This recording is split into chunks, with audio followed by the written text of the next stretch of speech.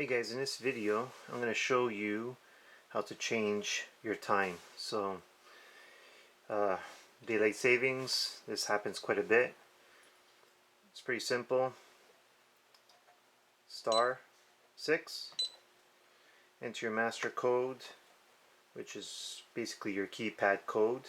If it's not, you might have to contact your installer and ask him for the master code.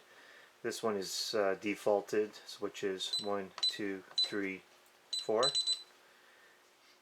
And you press 1, and now you change your time. So it's Army base, so it's a 24-hour clock. So right now it's 4 o'clock here, 4:28. So we're going to change that to 16, 28. If your date is wrong, this is the time to change it as well. Mine is right. 0, 3, 19, 20.